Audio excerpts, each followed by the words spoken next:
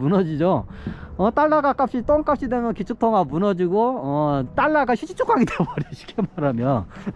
그러면 중국 얘도 멍청한 거 아니에요? 바보 아니에요 중국? 지네들이 미국에 빚을 있는데 얘들이 망하면 그것도 빚도 못 받고 얘네들 달러 겁나게 많이 갖고 있는데 그 휴지조각 때문에 지네들이 손해잖아요. 이 바보 아니에요 중국?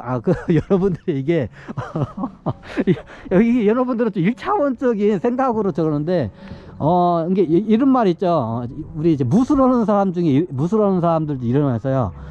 나의 살을 내주고 상대방의 뼈를 갖다가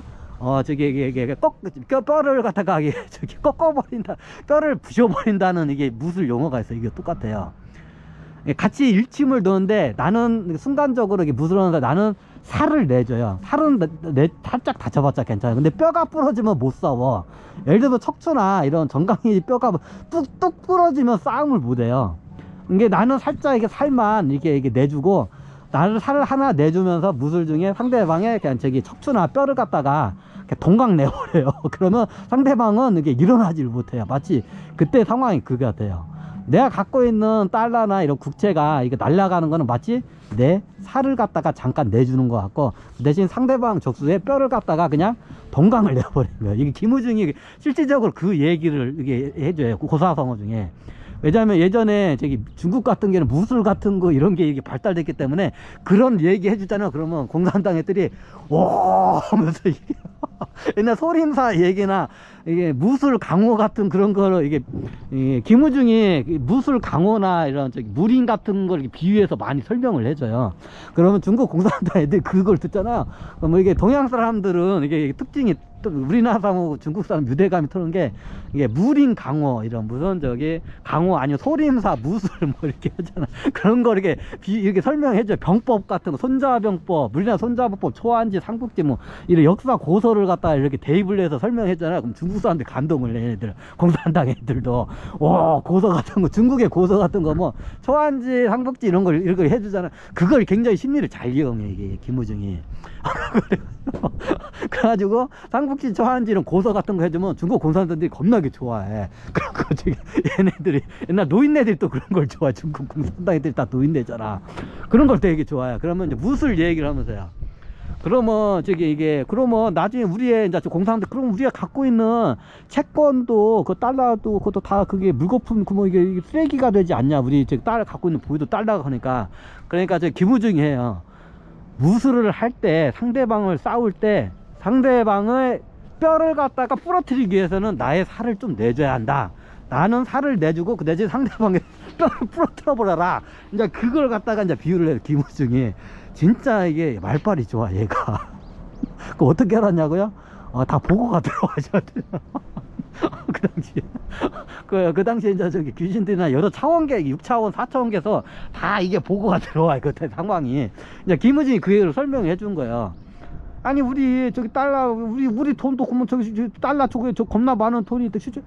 그게 나중에 기축통화로 들어오면 우리가 찍어내면 그 다 우리 돈이라고. 뭐가 무섭냐고. 그거 지금 뭐 얼마 안 되는 그 푼돈에 집착하지 말라고. 이 푼돈 조금 날리면 된다고. 그냥 미국하고 국채하고 이런 보유하고 있는 달러 그냥 휴지조각 날리고 그럼 중국한테 기축통화 들어오면 그냥 여러분들 찍어내면 여러분 돈이라고. 이제 여러분이 막 찍어내면 그 여러분 돈이라고. 김우중이 그걸 설득하는데 공산당 애들이 이게 자본주의나 화폐에 대해서 애들 몰라 잘. 정치하는 사람들이 이제 그걸 갖다 계속 설득을 해.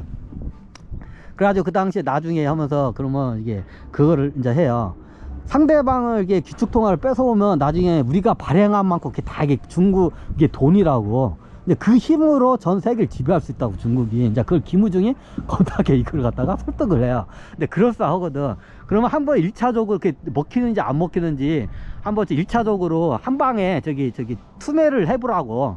그러면 달러 중국의 달러가 어떻게 흔들지 1차적으로 한번 던지니까 달러가 그 흔들리고 금값이 막 오르고 막 이 하는 거야. 그러니까 이게 미국에서 이제 경고가 되는 거야. 니들 달러 가지고 장난치지 말라고. 니들 장난하면 니들 죽는다고 이제 경고를 실질적으로 보내요. 그러니까 이제 2차 투매를 하니까 이제 얘네들이 또 이제 강력하게 해요. 이제 3차 투매까지 하니까 이제 얘네들이 이제 이 새끼들이 이제 도로 이제 했구나. 이제 그 당시에 이제 미국의 입장이 뭐면 미국의 기축통화 이제 미국을 그렇게 하면 미국의 달러가 미국가 망해요 진짜로. 옛날 진짜 독일처럼 이렇게 휴지 조각이 돼 지금 달러가 기축통화. 그러면 그러니까 이거 큰일 났거든요. 그 당시에 모든 전 세계에 있는 이게 항공모함들 있잖아요. 그 당시에 저기 항공모함이 미국이 10대가 넘어요. 그 항공모함이 뭐냐면 배에서 비행기가 뜨고 다니는 그게 겁나게 비싼 배야. 미국이 10대가 넘을 거야 아마 내가 알기로는.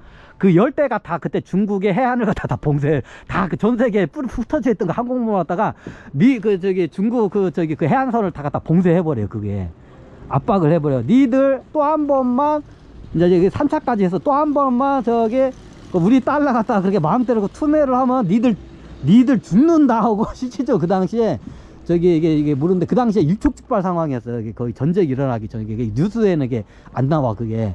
그러나 전 세계는 항공모함 모든 이런 미국의 전 세계에 흩어졌다 항공모함을 갖다가 이게 필리핀 그 해안부터 해가지고 오키나와 일본 한반도 서해 여기까지 다 무방국이죠. 무방국 이쪽으로 다 이게 다 밀집해서 들어와요. 그리고 이게 중국의 해안을 갖다 봉쇄를 내버려요 그냥. 실질적으로 니네들 그렇게 까불면 니네들 죽는다. 이제 마지막 경고 3차 경고를 하고 진짜로 다 전 세계는 항공모함을 다 끌고 왔어요 그때. 이게 뉴스에는 안 나왔어요. 그때가 그때 그 상황이에요. 그 성주 사드 들어오고 항공모함 다 밀집오고 뭐 섬 가지고 뭐 이런 일본하고도 막 마찰 부딪히고 이제 그 상황을 일본도 이제 이용을 하려고 했던 거예요 그때. 이게 그 당시에 국제적인 대미의 어떻게 보면 G2의 그 화폐 전쟁의 그 서막이었어 그때가. 진짜 그때 화폐 전쟁이 일어났었어요. 이게 뉴스에 안 나와서 그러지. 이게 다 뒤에서 누구의 작품이냐? 김우중 회장의 작품. 잠깐만요. 이게 화장실 좀 갔다 와야겠네.